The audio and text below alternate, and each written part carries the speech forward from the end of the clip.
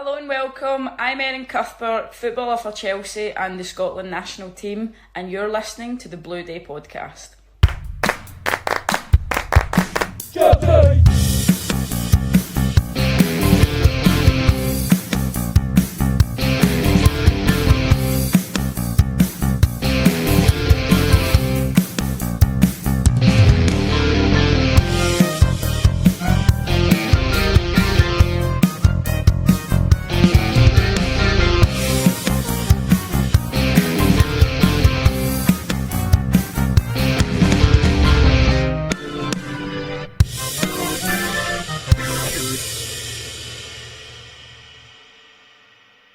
Welcome back, my friends, to the podcast that never ends. Yes, folks, this is the Blue Day podcast, and for Chelsea fans everywhere, every day is a blue day. I am your host, Keith Lawrence, and joining me again this week is a good friend of the show. He's a good friend for Chelsea Football Club, and he's a hard man when it came to being the Chelsea defender. Here is Steve Wicks. Steve, welcome back on the show. How are we? It's nice to talk about a win for a change. Yeah. It's been a long time. It's been the longest time for a long time. Our first win this year as well, to boot, we have to say. Yeah.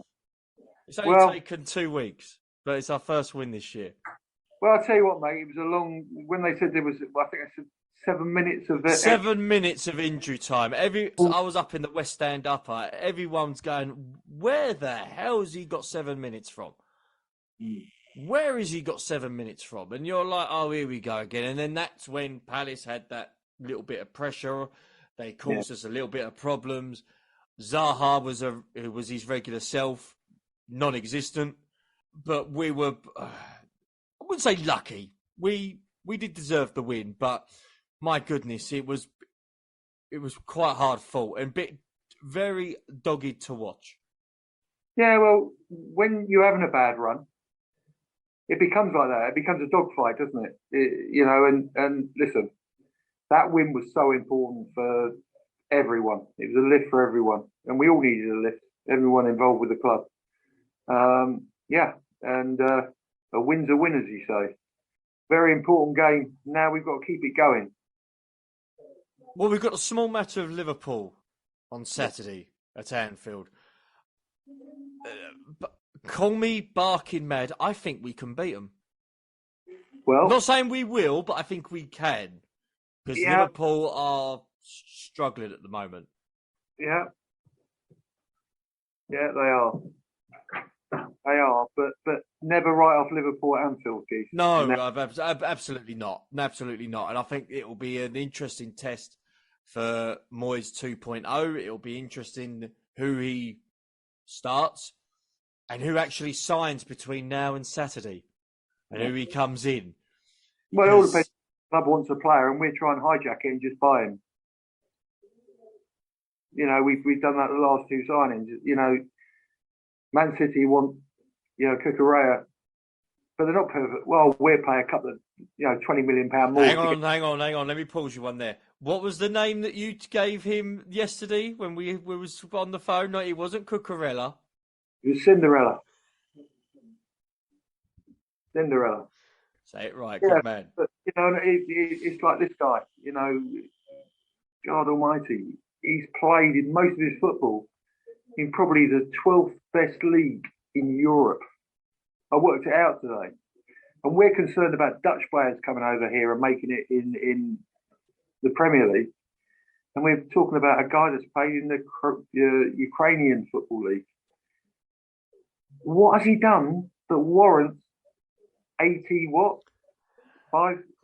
million? 88 million pounds is how much we've spent on him. What on earth is going on?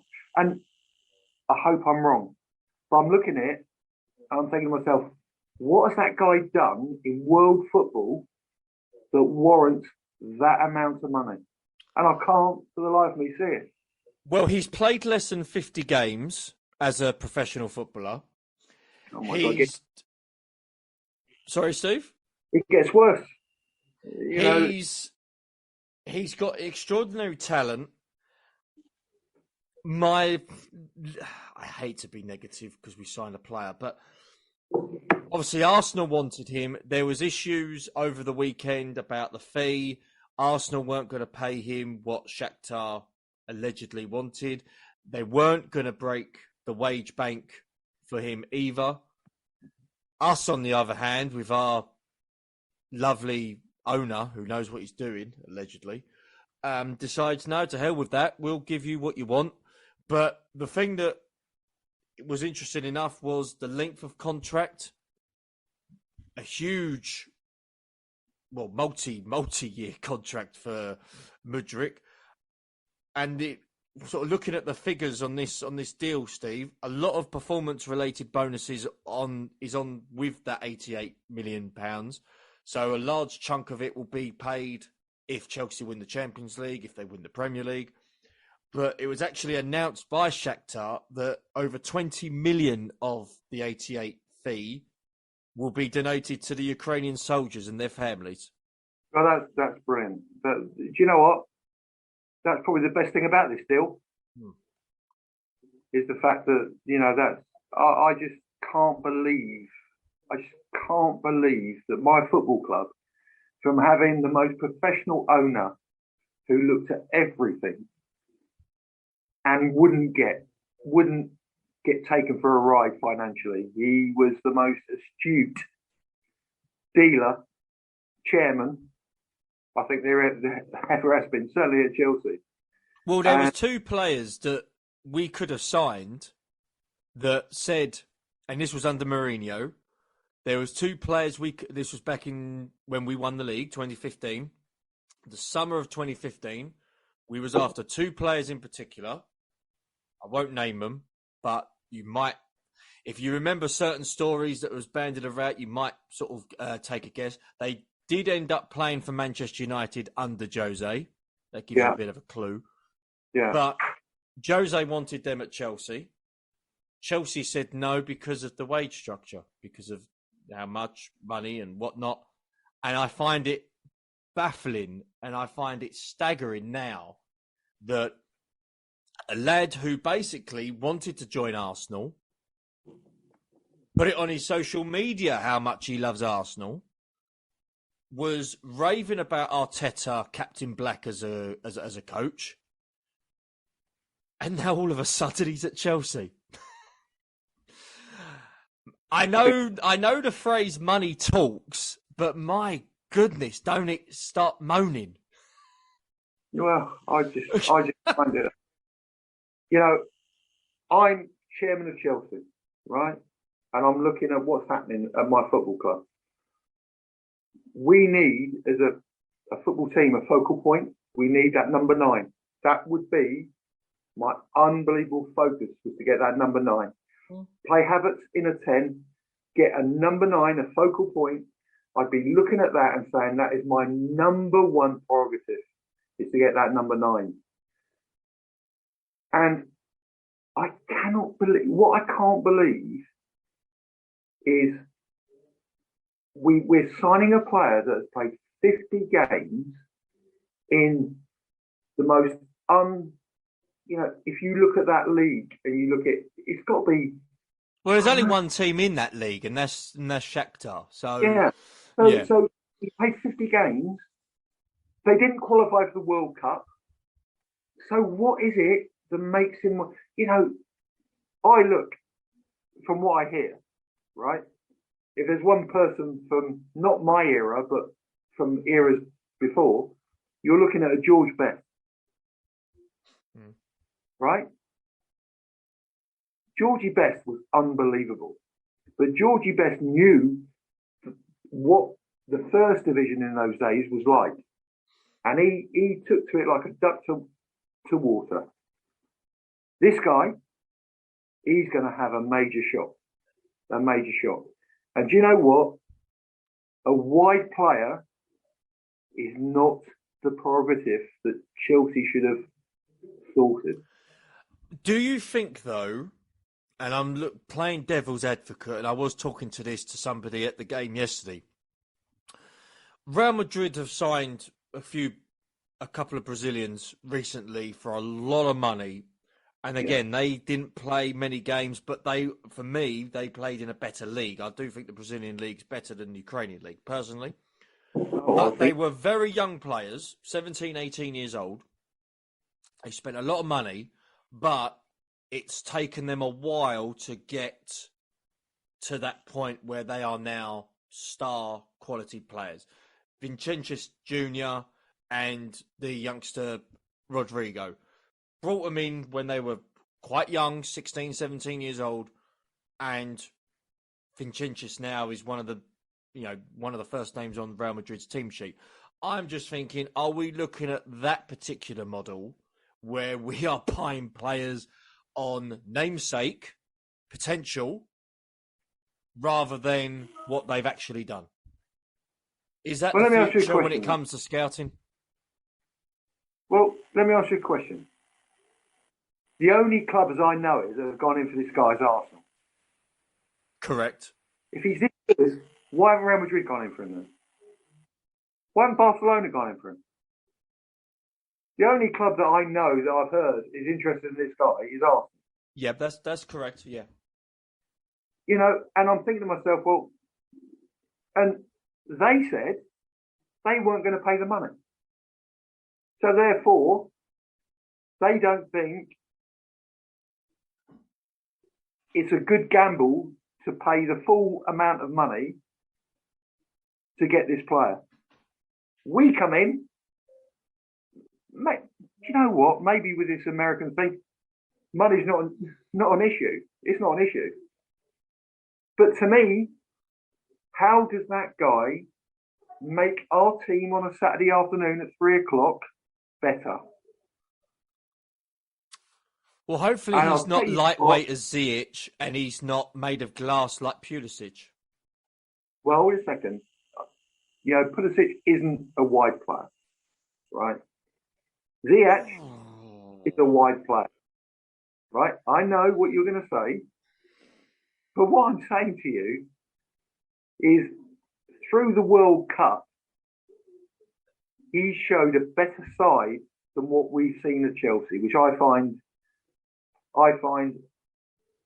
unbelievable, because that to me proves that he's not a good professional.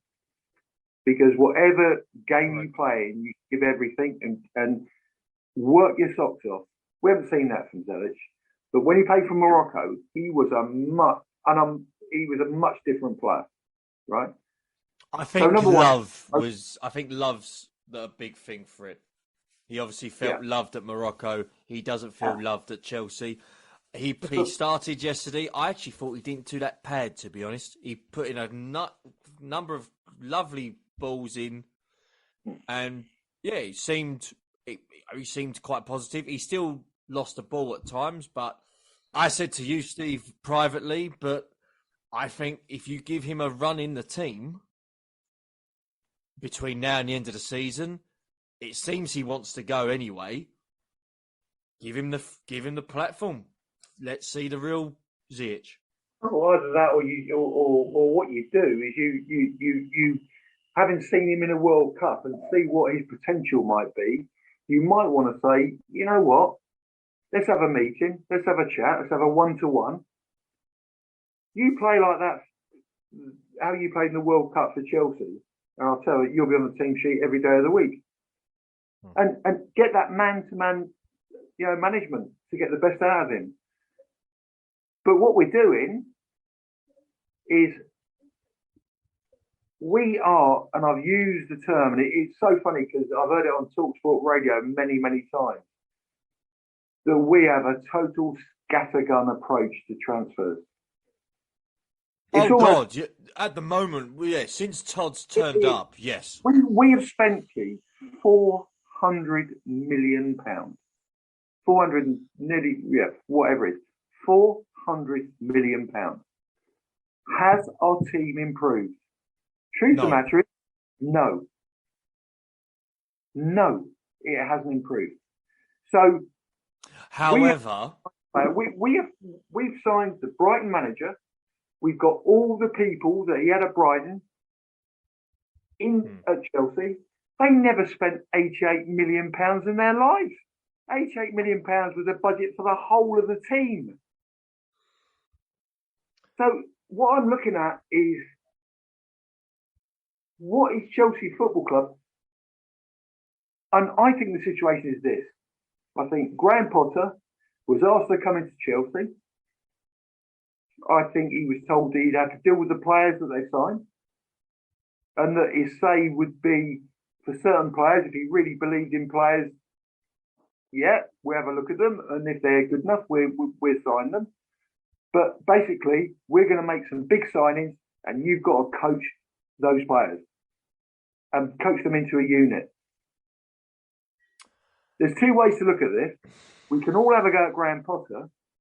Yesterday on TalkSport, he said, along the lines, I can't remember the quite bit, he said, yeah, I don't know quite where that came from. I don't know how that, he said, yeah, but we signed him. That to me is telling everybody, right, hold it a minute. I've not been involved in this. Did you hear the interview? Not word for word, but I heard the gist of what was being said. And it makes me feel that Steve, it doesn't surprise me. Well, what I'm saying is, which is really important, is we're slagging off Graham Potter and we're having a go at him. And maybe we should do, because he should have more balls and say, if this is this, actually, no, I want to sign my players, I want to do it my way, I want to do it. But to me, I think Foley is having too big a say in something he does not know much about. And that's football in the Premier League. Todd's given the reins to the recruitment to the 30-man recruitment team he's got at the club now. So he's not having say on transfers. But when a manager / coach, especially Moyes 2.0, comes out and says, he wasn't really my signing, that don't surprise me, because I've seen players become legends at the club that weren't the manager's signings. I've seen players that have been duds, been woeful, that have only spent 6 months at the club that weren't the manager's signing. So, and then that's not just a Bowley thing. It's unfortunately, that's the catchphrase at Stamford Bridge. It's a Chelsea thing. We've always done it. Keith, let me ask you a question. Right? Fire away. Right. Would Ancelotti accept a player he doesn't want? Would Conte accept a player he doesn't want? Would Jose accept a player he doesn't want? I don't think so.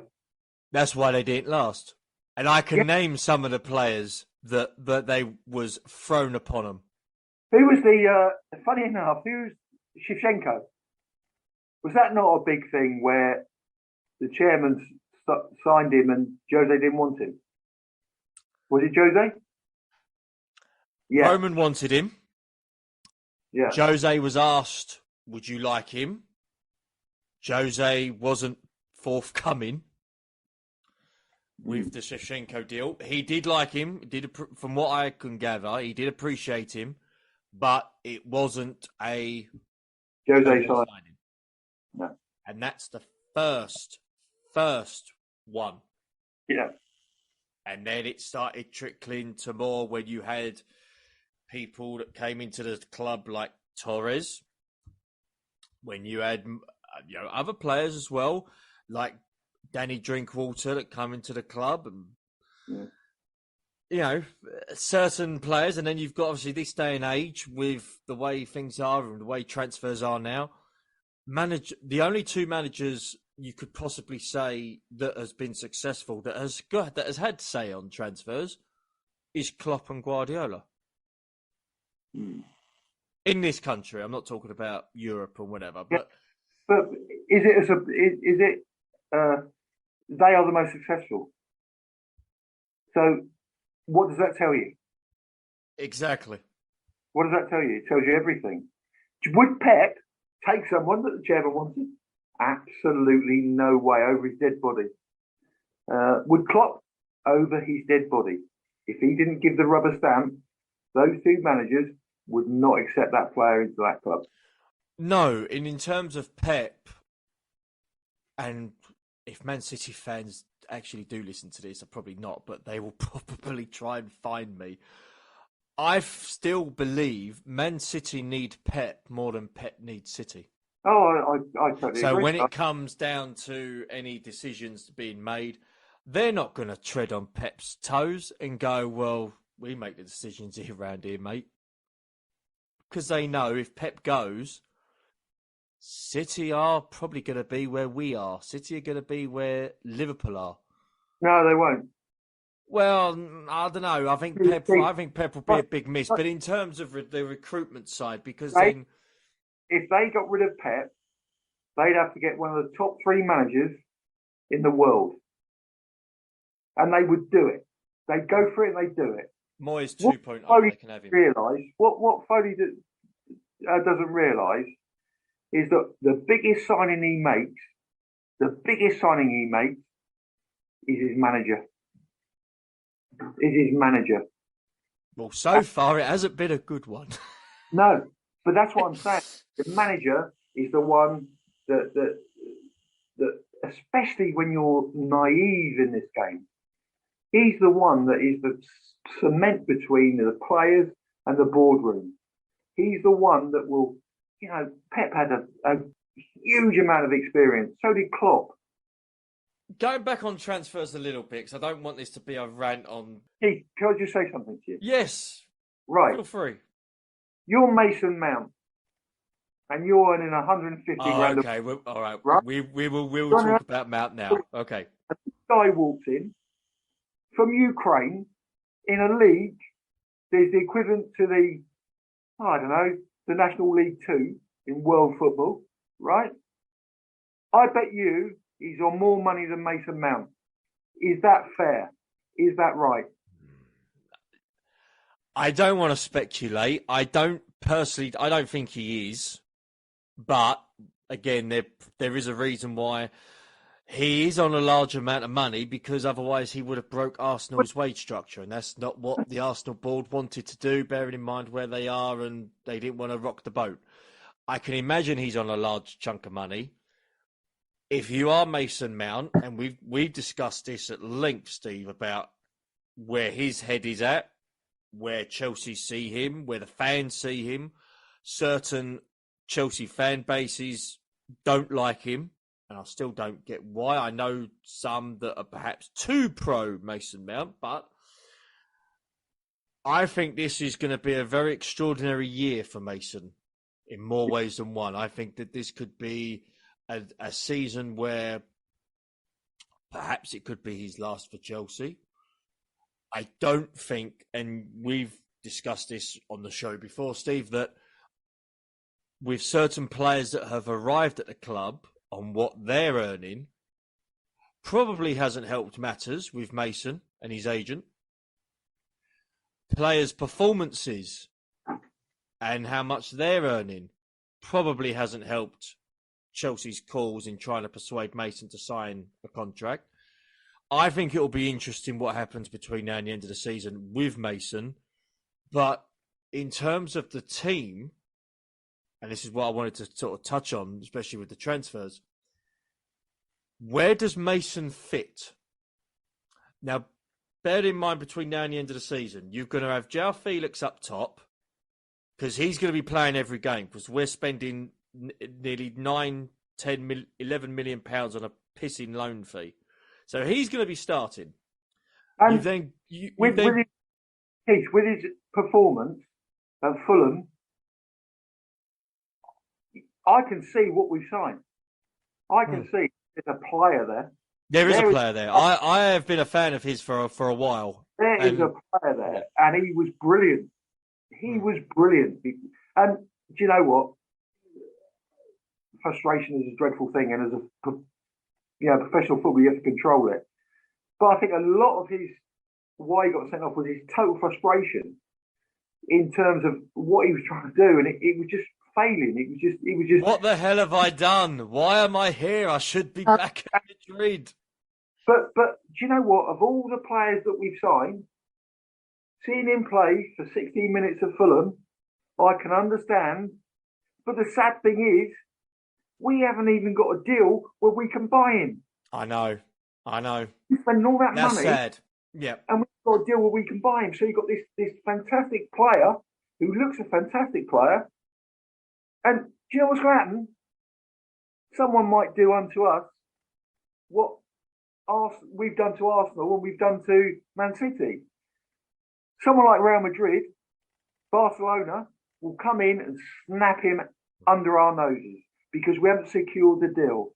And this is what I'm looking at. From having the most professional football club that was run immaculately, we have now got a shambles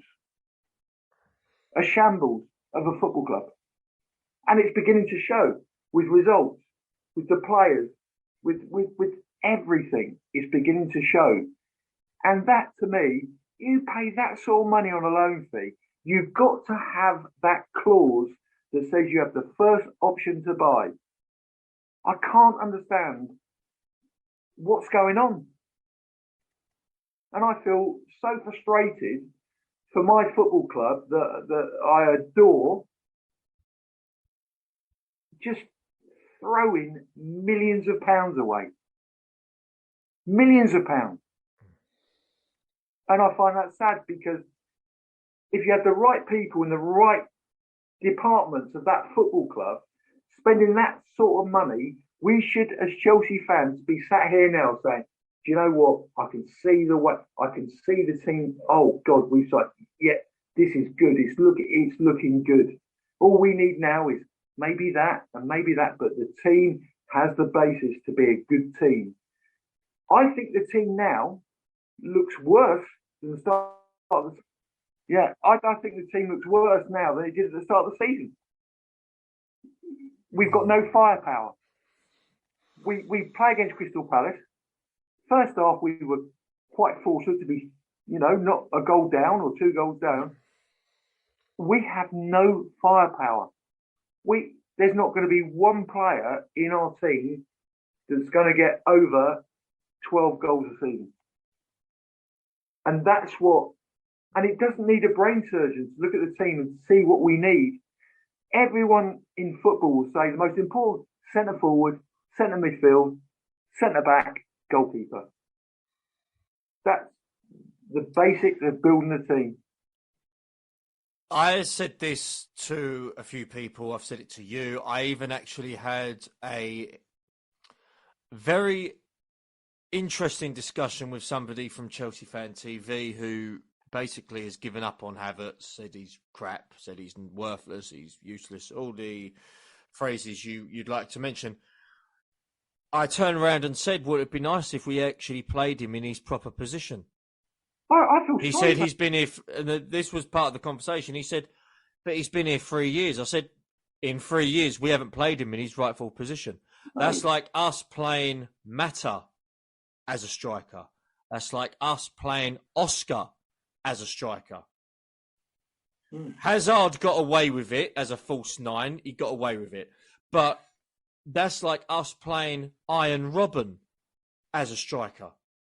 Havertz is a 10. Always has been, always will be. He's not a winger. He's not out wide.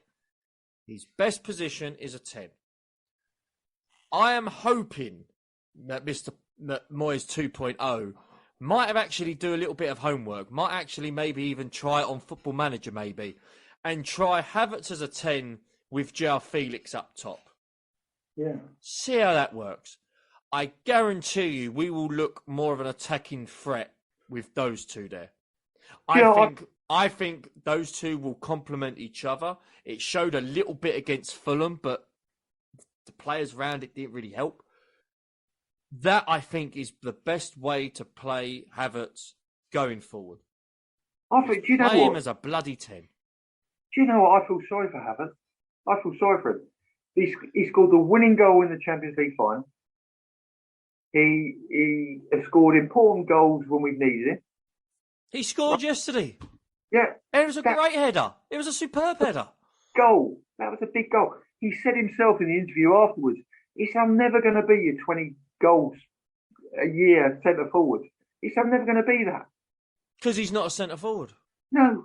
And he was saying that last night, and he looked pained in what he was trying to say. Oh. He didn't look happy at all. He was trying to get over it. Obviously, he feels the stick he's getting, and I think he's been sold short. I think he is an incredibly gifted footballer. He's a talented footballer, hugely talented footballer. And in fact, Steve, while we're actually talking, you know how we like to do breaking news while we're actually recording? It's kind of funny. There are reports that in the summer, Bayern are looking at him. Oh, it doesn't surprise me. Doesn't surprise me one iota. The guy's a talented They footballer. see him. I've got this on a contact of mine who's German, so he's got some good links as well. He's actually said that there are a brief discussion going amongst the Bayern hierarchy about the priority for the signings for next season, and Havertz is on that list. It's a three-man list, excuse me, and Havertz is on that list. Now, for me, that tells you everything you need to know. Yeah. And I guarantee you, he will not be played as a bloody striker. No, he won't. He'll be playing at a 10 and create things. But the problem is, Keith, we could never play for his strengths because we never had the proper number 9. Lukaku was... Hold it. I've spoken about... This ain't the Lukaku show, but go on. I've spoken to you about professionalism and about how professional people are. And to me, he was the most unprofessional person. But by the same token, we never played to Lukaku's strength. I've been playing devil's advocate throughout this whole recording. We didn't treat him well. I don't think Tuchel treated him well. I think there was massive issues between him and the manager. Lukaku obviously spat his dummy out, the interview. He was probably praying that Inter could re-sign him, and they have done on a loan deal. I think he's more than happy to stay at Inter Milan for the rest of his career. But the way that guy was treated, I saw him play countless times last season. Steve, you know the amount of games I went to last season, both home and away. Yeah. We never played to that boy's strengths once. We never. Actually, no, we did. We played once, and that was his debut against Arsenal. Other than that, never played to his strengths. No. And that has been the problem. That's been the problem with Chelsea. No. And I just find the whole thing, I think we've got a really big game at Liverpool. I think it'd be really nice to cement another victory. But how bizarre when we're looking at the league at the moment, and you're looking at we're 10th, Liverpool are what, 7th? I was just about to get it up, Steve. I knew you were going to mention it. Hang on, bear with me. They're 9th. We're 10th, they're 9th. We're level on points with them. Sam's second bomb. And you're looking at it and you're thinking, what is going on? What is going on? Football this year, this could be very close to the Leicester thing when Leicester won the league. If Arsenal win the league, my God, that is one hell of an achievement. Because that man has meticulously built his team, built a foundation, a style of play that suits them all. And I'll tell you what, that is would be an incredible achievement. But I still think there's something inside me that thinks the Man City will win the league. Oh, interesting. I think there's going to be a wobble. And I think they had a little wobble, didn't they, with Tottenham when they were for the Champions League last year? So it's in them. And I think they've got to play City twice. Yeah, that's right. And if Man City win those 2 games... And Arsenal have got Man United as well coming up. Yeah, got Man United. So, no, it'd be good. But quickly going back on to Chelsea, Steve, in terms of players perhaps you'd like to see leave. There is a lot of talk now about Todd giving Moyes 2.0 the summer, giving him time to get rid of the deadwood, to get rid of the carcasses out of the club. My feeling on that, and I don't know about you, Steve, but it's all very well saying, okay, we're going to buy all these players and you're going to get rid of all these players, but then who's going to come up with the money to get rid of the players that you don't want? So if, for example, and from what I've heard, and we'll see what happens in the summer, Mendy and Kepa, who can afford their wages? Who's going to think we'll pay 60 for Kepa, or we could pay 40 to 50 for Mendy? Who's going to do it? So it's all very well saying we can buy as many young players under 23 as we want. It's all very well saying you need to get rid of these players. Who's going to buy them? Well, I think there will be people for Mendy. I think I think there will be people for Mendy. I think there will be people for Pulisic. I think there will be people for. But will it be loans though? Will it be a case of the same with Lukaku, whereby it could be a loan or even a 2-year loan while their contract winds down? I think with Zelic, you've got a commodity that someone will buy. And what you don't do is accept loans. You say no. You either do the deal or you don't. But we keep it. This whole transfer market is a game of poker.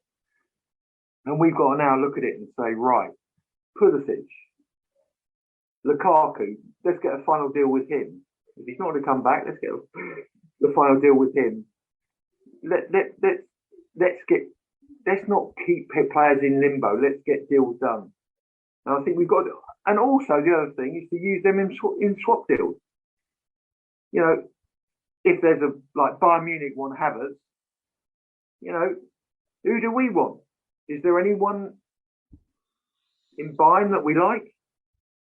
Let's get some of them. Let's get one of their players. Let's start being a proper football club.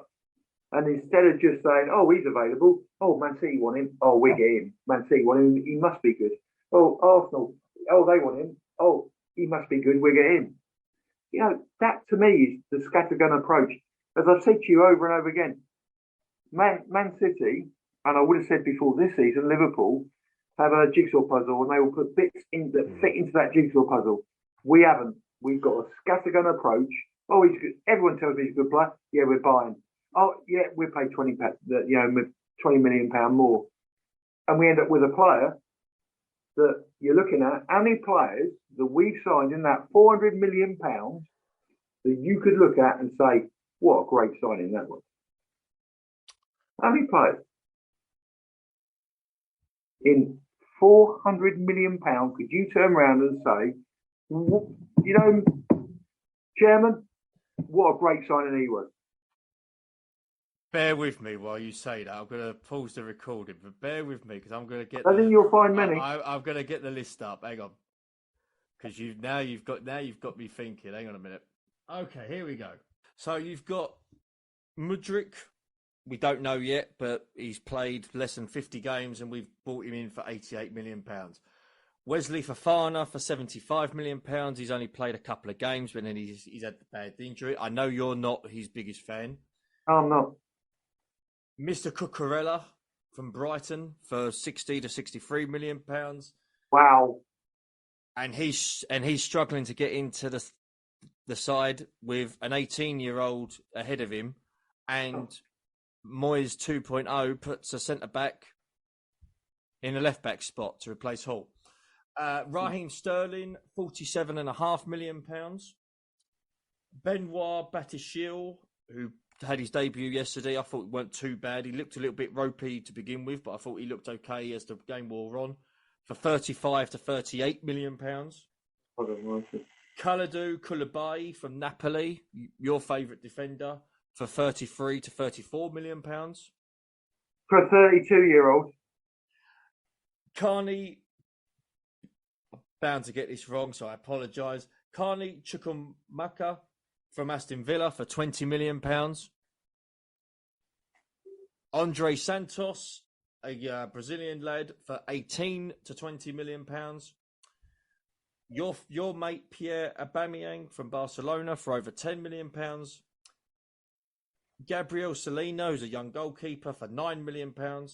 David Fofana from Mulder, who played against Man City, and people are saying that he's crap, even though he's only played for a certain, less than one game, for £8 million. João Felix for a 10, £11 million loan fee. He's only had an hour of football. And Dennis Zagaria. Looking at that list, Steve. I'm right. And I'll tell you what, the only player, from my opinion, that I look at, and I've only seen him play for 60 million, 60, not million, 60 minutes, João Felix. He's the only one of those signings that I look at and say, you know what, that boy can make our team better. See, I actually would put my hand up and say Dennis Zakaria has done really well. He's out for 4 weeks, but there is a player there. There is a player there, and I like him. And if there's a possibility to sign him... How old is he? Mid-20s. Yeah. Mid-20s. Good, powerful midfielder. I like him. He's from Juventus. And the fact that Juventus need the money, they are pretty much strapped broke at the moment. Yeah. We could get a cut price deal. But those are the signings, Steve, since, the great Todd Bowley, as a friend of the show mentioned it earlier, the Todd father. Jesus Christ. Sorry, Dylan. Right, you got Cinderella and the Todd father.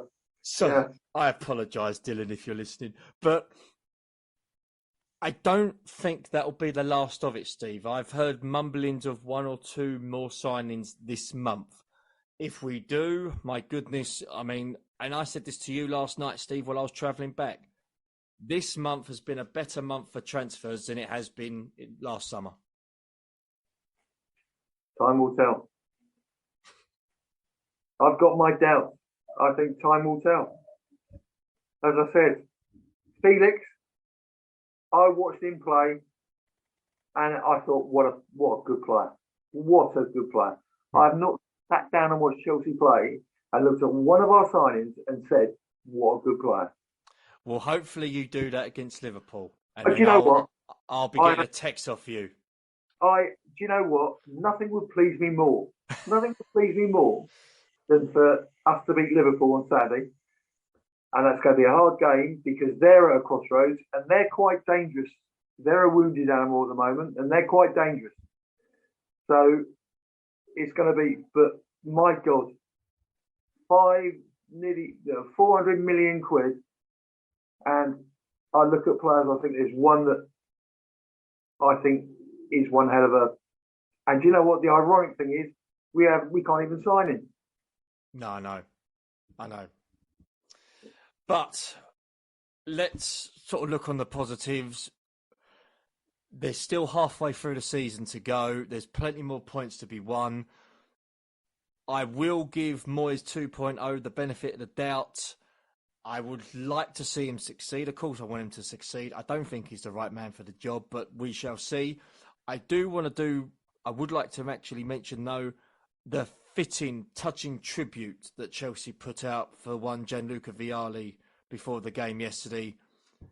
Really, really nice. For those of you that are on our Facebook page, I will upload the video that I took of the tribute with both the Matthew Harding end and the Shed end having the fantastic flags. Brilliant job, well done. And there was players there that played with and under Vialli. It was really, really nice to be there to see it. I thought Chelsea did Vialli proud, I thought, yesterday. No, absolute iconic. I'll tell you a little story about Gianluca. my wife and I went to an Italian restaurant, and there was Gianluca and there was Gianfranco Zola, and they were having lunch.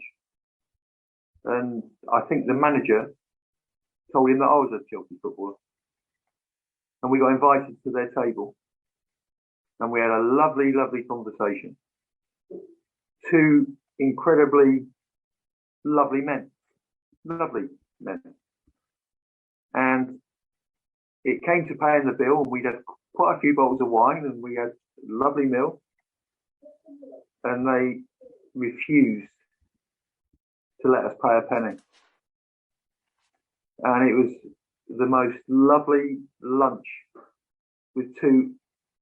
We use the word iconic too easily these days, but those two were two of the not only greatest footballers I think Chelsea have ever had, but also two of the nicest men. And it was an honour to have experienced that. An honour.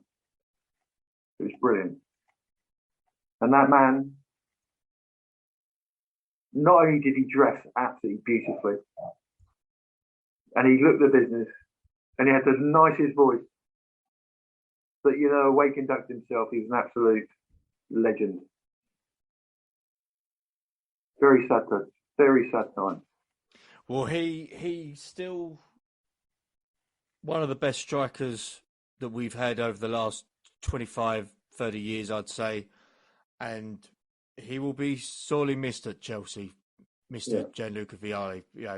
Again, great tribute by Chelsea Football Club yesterday. So we've got to that stage now, Steve, where we were talking about transfers.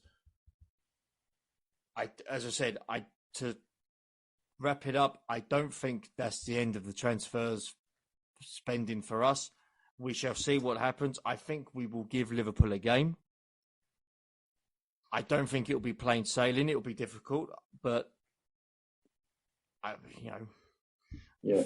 you've always got to have hope. But in terms of the podcast and in terms of plans for the podcast in 2023, if you're a new listener, thank you very much for joining us on anywhere you find your favourite podcast. We've got one player interview coming up for the month of January. If you haven't already listened to it, we've got Eddie Niedzwiecki that was on the show a few months ago. His interview was out recently. But we've also got a former goalkeeper in Marco Ambrosio, who played for Chelsea between 2003 and 2004.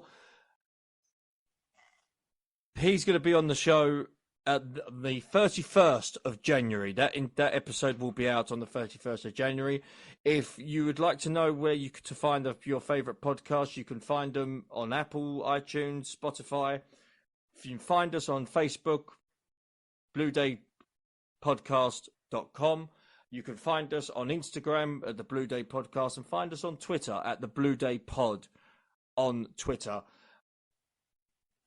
Steve, hopefully we will see Chelsea pick up 3 points at Anfield, which we used to do under certain managers, and we will dissect another hopefully stress-free week for Chelsea Football Club next week.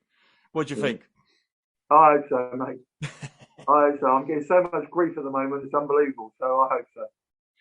Well, it could be worse. We could be West Ham or Everton. So, silver lining with all the clouds and everything. Steve, you take it easy. And you, Keith. And everybody else, thank you very much for joining. You stay safe and carefree.